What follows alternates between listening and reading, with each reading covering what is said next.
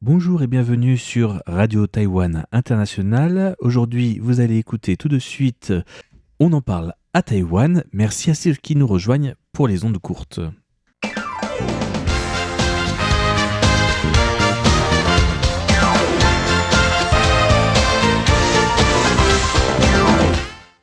Bonjour et bienvenue pour ce nouvel épisode de On en parle à Taïwan. Vous êtes en compagnie de Valentin Floquet. Ça. Et Florian Day. Alors aujourd'hui, on va parler de 3 thématiques, comme à chaque fois sur On en parle à Taïwan, sous ce format un petit peu spécial dominical, dans lequel nous parlons un petit peu de l'actualité, de sujets un peu spéciaux, qu'on n'aura pas eu le temps de traiter normalement dans nos autres émissions, et sous le format d'un talk show. Donc peut-être, Sasa, tu nous parles un petit peu de ton sujet pour commencer ? D'accord, alors aujourd'hui c'est un sujet un petit peu sérieux, je vais vous parler du programme de soutien à la santé mentale pour les jeunes âgés de 15 à 30 ans. D'accord. Moi, ça sera un sujet un petit peu sérieux, mais pas autant. Je vais vous parler de cinéma et de l'exposition qu'il y a au Musée des Beaux-Arts de Taipei sur Edward Yang. D'accord. Et moi, je finirai, je pense, nos sujets sur un peu de nourriture. C'est bien pour le dimanche en plus, on a le temps de cuisiner. On va parler d'un livre qui est sur le point de paraître à Taïwan, mais qui est déjà un petit peu dans certaines étagères, notamment à la librairie Eslit de Xinyi, qui s'appelle Made in Taiwan, qui est un livre entièrement en anglais sur l'identité en fait culinaire taïwanaise, avec plein de recettes, etc. Je vous en parlerai plus en détail lors de mon passage. Voilà. On commence par toi, Sasa ? Ok, si vous voulez. Alors, tout simplement, une nouvelle qui a attiré mon attention cette semaine, c'est en fait le ministère de la Santé qui a lancé il y a un mois 3 consultations psychologiques gratuites pour les jeunes de 15 à 30 ans. Dans plus de 300 institutions médicales et psychologiques dans tout Taïwan. Et en fait, au bout de même pas un mois, on a constaté que de nombreux comtés et villes ont déjà atteint leur quota. Donc cette mesure qui vise à lutter contre la dépression et le suicide chez les jeunes, on peut dire qu'elle est vraiment plébiscitée. Elle a été un peu prise d'assaut. Et donc le gouvernement avait investi près de 30 millions de dollars taïwanais, donc près de 860 000 euros pour subventionner ces 3 consultations psychologiques chez les jeunes. Et donc ça va permettre en tout de prendre en charge 6 000 personnes. Et donc face à ce succès, entre guillemets, le ministère de la Santé a annoncé cette semaine qu'il allait augmenter cette subvention avec une enveloppe supplémentaire d'environ 2,3 millions d'euros, enfin l'équivalent en euros. Et donc, ça devrait permettre à 16 000 personnes supplémentaires de bénéficier de cette aide psychologique. Et en fait, rien qu'en un mois, grâce à ce programme, les psychologues ont pu recenser plus de 1700 personnes qui ont des troubles psychologiques graves, et donc notamment la dépression. Et en fait, ils seront suivis sur le long terme dans des établissements spécialisés. En tout cas, en fait, cette mesure est intervenue dans un contexte où le taux de suicide est en augmentation constante à Taïwan ces dernières années. D'ailleurs, Meg, notre collègue, avait fait un décryptage à ce sujet ces dernières semaines. Bon, je veux pas plomber l'ambiance, mais c'est quand même important de parler de ces sujets. Non, mais c'est très important. Enfin, on pourra en parler peut-être une fois que tu auras fini la présentation. Mais il y a un sujet d'actualité en France qui nous a beaucoup parlé de ça pour la rentrée. J'en parlerai un petit peu après, mais sur Internet, il y a eu une énorme interview du président français Emmanuel Macron, et ça a été une des thématiques les plus importantes en fait demandées par le journaliste qui l'interviewait sur la santé mentale. Donc ça fait beaucoup écho, je pense, aussi pour les gens qui nous écoutent de France. Oui, tout à fait. D'ailleurs, en fait, ce sujet est aussi intéressant parce que, comme tu disais, ça fait écho non seulement à quelque chose de récent, mais aussi à une mesure un peu plus, qui date un peu plus et assez similaire du gouvernement français, qui a été prise en 2021. En fait, le gouvernement a décidé de prendre en charge 10 séances gratuites chez un psychologue chez les jeunes, entre 3 et 17 ans. Et en fait, ça a aussi eu beaucoup de succès puisque ça a été prolongé jusqu'à cette année. Alors, pour revenir, du coup, je fais une une petite parenthèse pour replacer dans son contexte. À Taïwan, en fait, le taux de mortalité par suicide, c'est à peu près 16,2 personnes pour 100 000 habitants. Donc en fait, il y a eu environ 3400 décès par suicide l'an dernier. Et ce chiffre est en augmentation de 5,6% par rapport à 2021. Et la hausse est plus évidente chez les jeunes de 15 à 24 ans. Bon, il faut quand même rappeler que malgré tout, le taux de suicide à Taïwan est moins élevé qu'au Japon ou en Corée du Sud. Et en ce qui concerne la dépression, en fait, selon les statistiques du ministère de la Santé taïwanais, près de 9% des Taïwanais souffriraient de dépression, soit quand même environ 2 millions de personnes, en raison notamment de la pression au travail et de conflits familiaux, mais avec bien sûr d'autres raisons également. Et en fait, on estime que moins de 30% chercheraient l'aide d'un psychologue par méconnaissance de ce qu'est la dépression. Parfois, les gens sont dépressifs sans le savoir. Et aussi, en fait, par crainte d'être stigmatisés, parce que parfois, aller voir un psychologue à Taïwan, ça peut être vu comme une marque de faiblesse. Et donc, ça me fait penser à une rencontre que j'avais faite il y a quelques années avec un psychologue à Taïwan. Et donc, je lui avais demandé si les Taïwanais consultaient beaucoup. Et il m'avait dit non, pas trop. En fait, c'est pas vraiment dans la culture. Quand les gens ont des problèmes ici, souvent ils vont dans les temples. Et en fait, ils font les bois-bois. En fait, ils lancent des Les demi-lunes. voilà des objets en forme de demi-lune pour répondre à leurs questions existentielles, etc.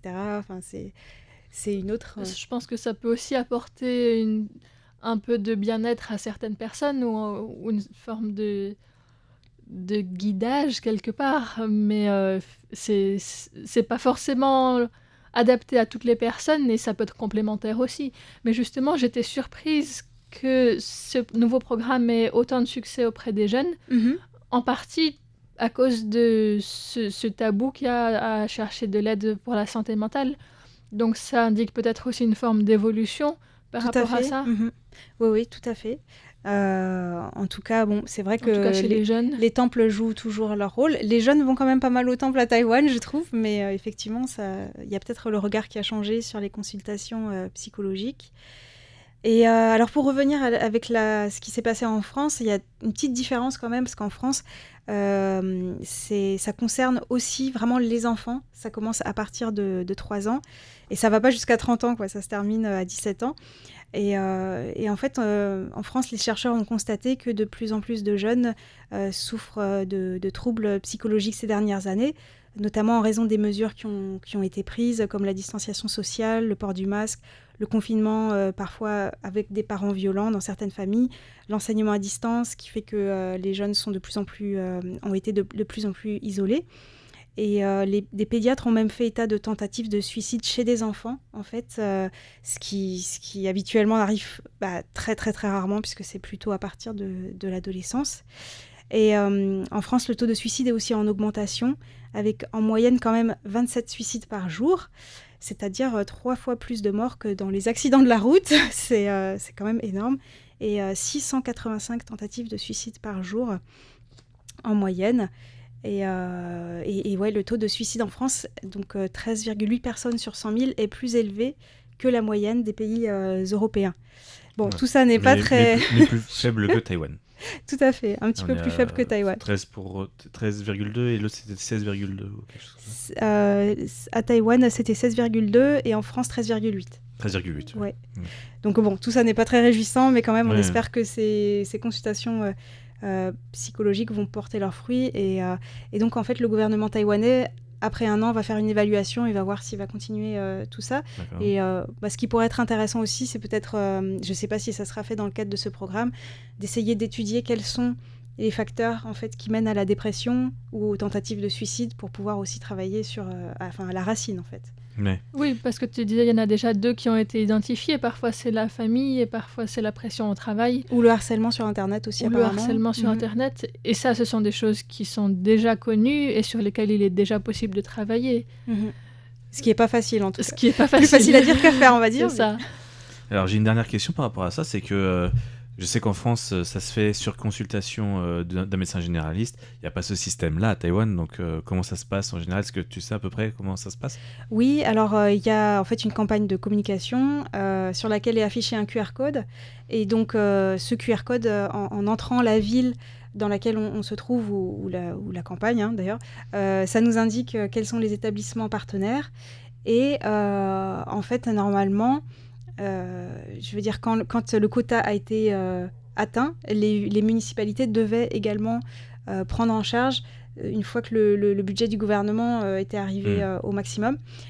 Et là, du coup, ils vont rajouter du budget, donc ce sera plus facile. Mais apparemment, c'est plutôt par une application téléphonique. Mais c'est rendu aussi plus facile parce que c'est les jeunes âgés de 15 à 30 ans. Oui, oui. Alors qu'en France, voilà, ça concerne aussi les enfants. Donc c'est peut-être plus par le médecin que ça passe. Oui, d'accord. Oui, Mhm. d'accord. Oui, c'est normal.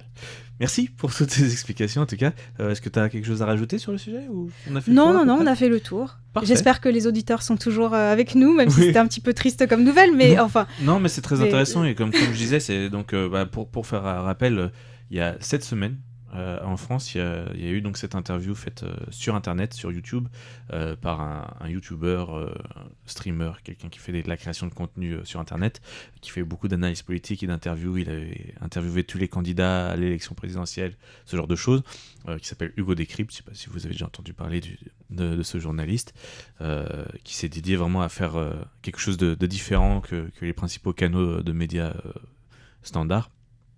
Et donc il a interviewé le président pour la rentrée, donc sur plein de sujets de questions de jeunesse. Et vraiment la question de santé mentale a été beaucoup abordée et discutée en long et en large à ce moment-là. Mhm. Et donc c'était intéressant qu'on ait eu, le lendemain que moi j'ai regardé la vidéo,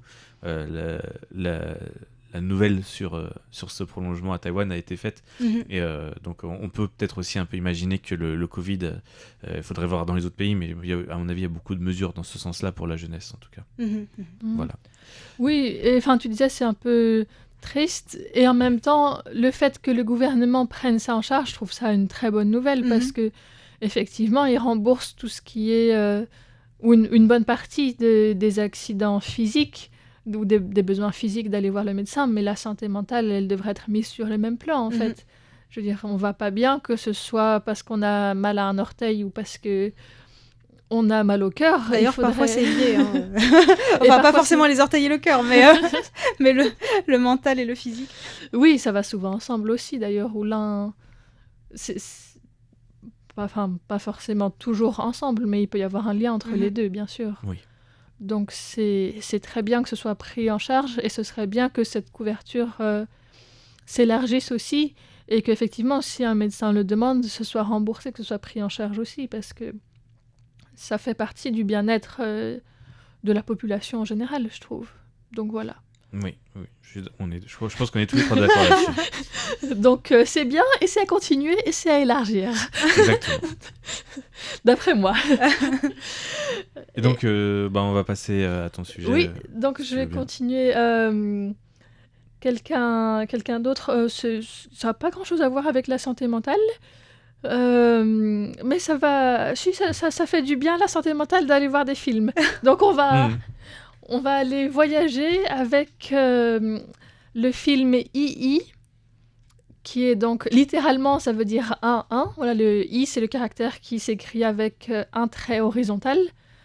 Donc le titre en chinois c'est II, en anglais c'est a one and a two, et en français c'est juste II qui a été repris. Et donc c'est un film par Edward Yang, Yang De-chang, qui est un des principaux réalisateurs taïwanais, décédé en 2007 à l'âge de 59 ans. Lui c'était un cancer, c'était pas un suicide. Mais du coup, il y a en ce moment une rétrospective sur toute son œuvre au Musée des Beaux-Arts de Taipei, donc qui a commencé le 22 juillet et qui restera visible jusqu'au 22 octobre. Donc si vous êtes à Taïwan et que vous êtes intéressé, je vous le recommande.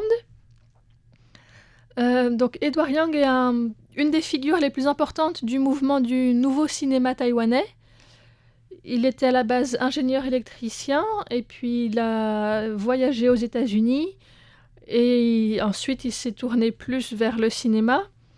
Il a seulement 8 longs métrages, mais il a aussi d'autres petits films, des bandes dessinées. Il a touché à plusieurs sujets.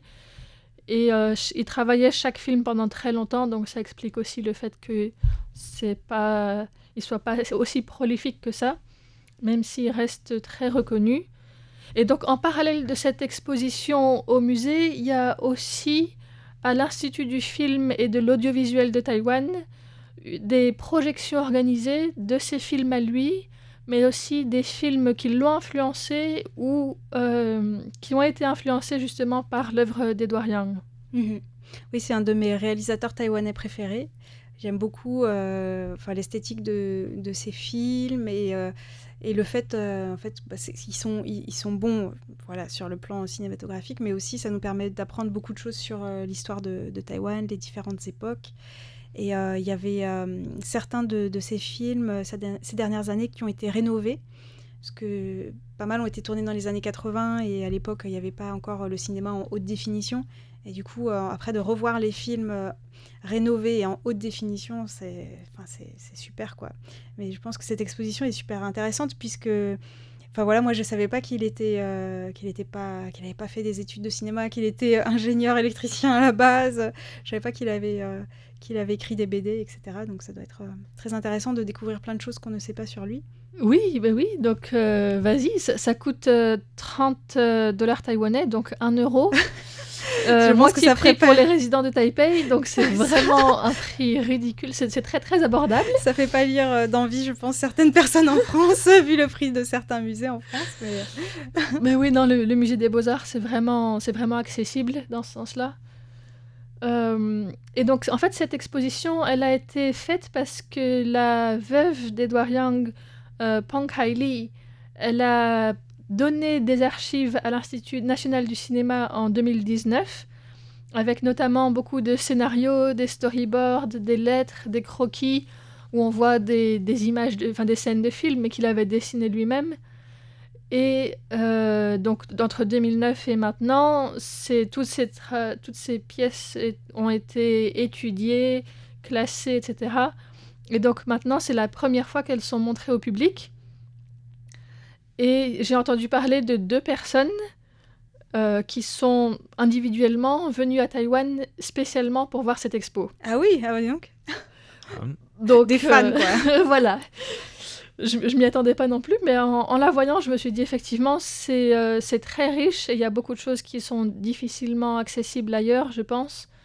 Donc je comprends. L'exposition est divisée en plusieurs parties. La première, c'est autour de son enfance, le contexte dans lequel il a grandi. Donc il y a en parallèle des événements de sa vie, enfin voilà les étapes de sa vie, et puis d'autres choses. La dissolution des Beatles, par exemple, qui ont un peu rien à voir, mais qui permettent de comprendre par petites touches comme ça le contexte dans lequel il a grandi, ou l'époque, comment c'était à ce moment-là. Ensuite, il y a une partie qui est autour de l'adolescence et la jeunesse, avec à la fois des extraits de son journal intime, des réflexions qu'il avait formulées pendant son séjour aux États-Unis, à propos de politique, de socialisme, de féminisme, enfin de plein de sujets divers et variés. Et en même temps, la jeunesse telle qu'il la montre dans ses films, avec par exemple le film A Brighter Summer Day, en chinois Gulingjie Shaonian Sharen de Shi Jian.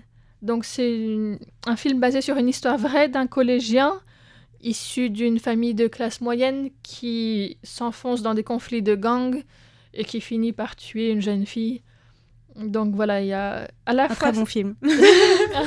à la fois sa jeunesse à lui et puis la jeunesse dans ses films. Donc ça, je trouvais ça intéressant aussi comme mise en parallèle. Ensuite, une partie qui est centrée sur les villes, avec un épisode de série télé Floating Weeds, qui raconte le rêve de jeunes filles de la campagne d'aller dans une métropole bouillonnante comme était Taipei à ce moment-là, et puis leur désillusion une fois sur place, parce que la ville, c'est pas toujours si facile quand on y est. Donc voilà, c'est la ville et le portrait de ses habitants sont aussi des thèmes assez récurrents dans les œuvres d'Edward Yang. Ensuite, il y a une autre partie que j'avais beaucoup aimée aussi avec des interviews vidéo de personnes, soit avec qui il a travaillé, des acteurs, des directeurs qui l'ont inspiré, ou bien que lui-même a inspiré, qui apportent un autre éclairage sur son parcours.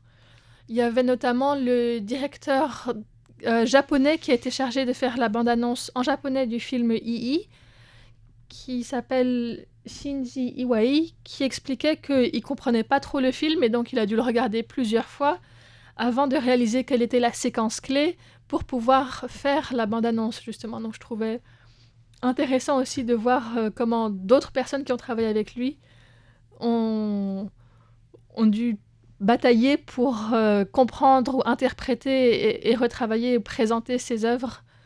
Voilà, c'est vraiment riche. Et donc voilà, après il y a la dernière partie, c'était plus sur d'autres choses qu'il a faites, non seulement en tant que directeur, mais aussi des bandes dessinées qu'il avait commencé à faire au collège. Et puis après, il a mélangé cinéma et bande dessinée, donc avec des films d'animation. Il y en a 2, Wind et Little Friend. Donc Little Friend, c'est l'histoire du lien qui unit une petite fille et son chien. Et ces 2 sont des œuvres non terminées.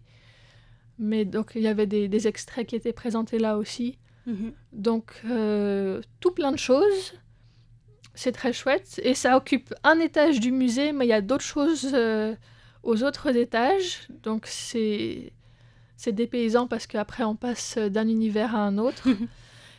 Il y avait notamment en haut une partie avec des grands disques. Comment ça s'appelle ? Des disques vinyles. Des disques vinyles, merci. De l'époque coloniale française. Ah bon ? D'accord. Des disques en français, voilà, des vinyles en français. Et c'était des trucs que maintenant on trouve racistes au possible, avec des comparaisons avec des nègres et des chiens, enfin, et des titres qui nous font rougir de honte maintenant en lisant ça. Et donc certaines chansons étaient aussi projetées avec les sous-titres, enfin donc en français, anglais et chinois. Et je me suis dit, ça fait longtemps que je me suis sentie que je me suis pas sentie honteuse comme ça du passé de la France.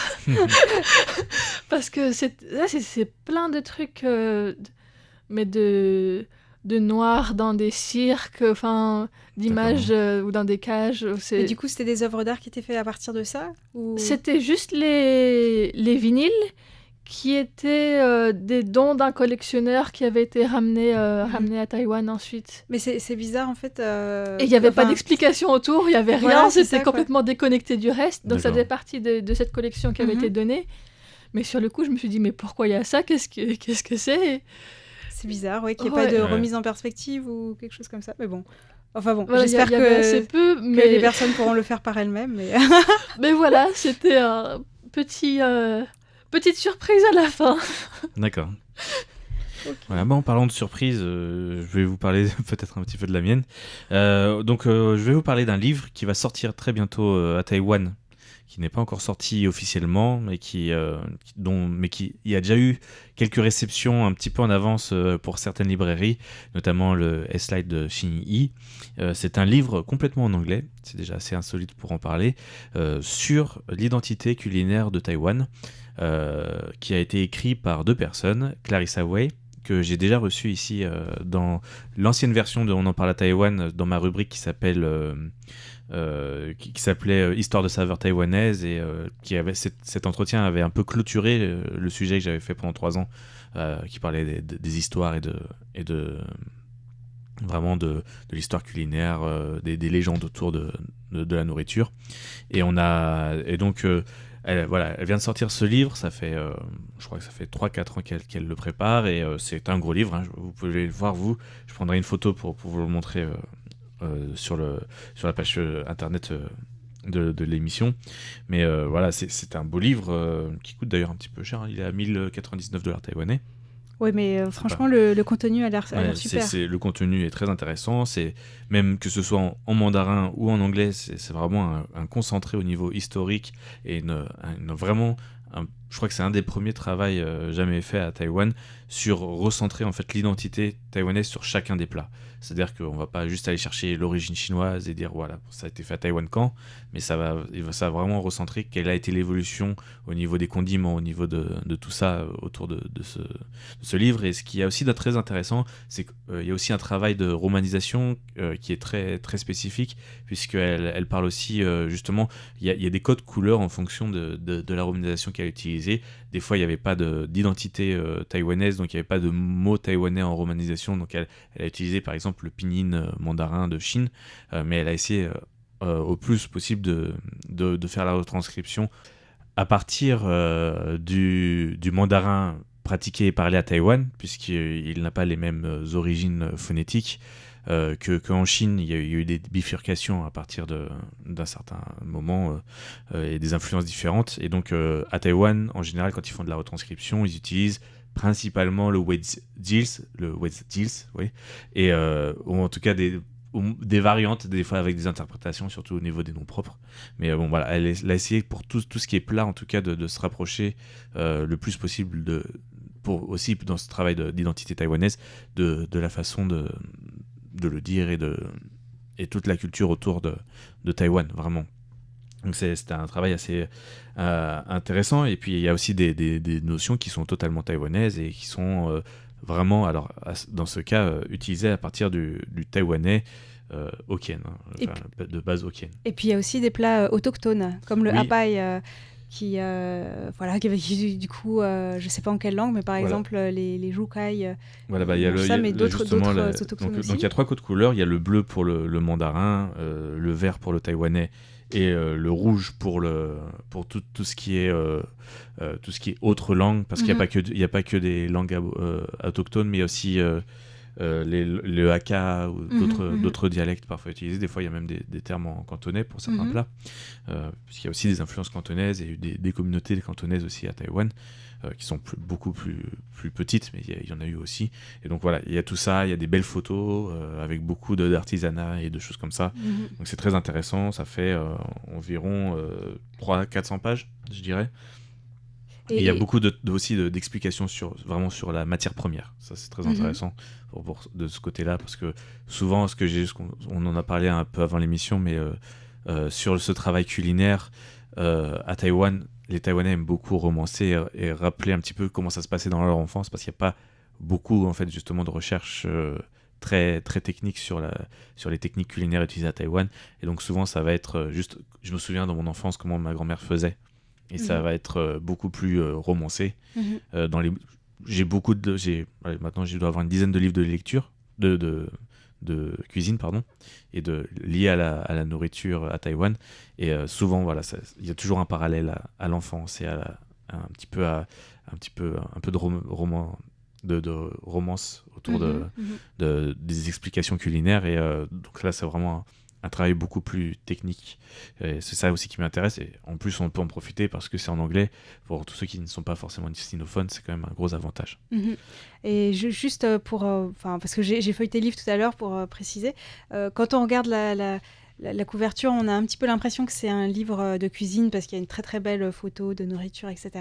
Mais en fait, c'est pas vraiment un livre de recettes en soi, même si il y a des recettes dedans, des recettes, voilà. Par-là, mais c'est pas vraiment le principal. Disons que le principal, c'est vraiment comprendre l'origine des plats, en quoi ça fait partie de l'identité taïwanaise, etc. C'est ça, c'est tout à fait ça. Tu as très bien compris. Mais on peut quand même essayer de faire les recettes. Oui, il y a des recettes. Je crois qu'il y a à peu près en tout entre 50 et 100 recettes dans tout le livre. Donc il y a quand même pas mal de choses à faire.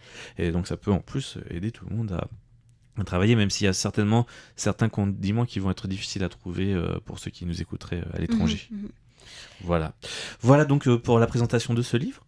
J'ai déjà l'estomac qui gargouille en fait. Exactement, en plus l'heure à laquelle on enregistre nous permet de gargouiller vraiment fort.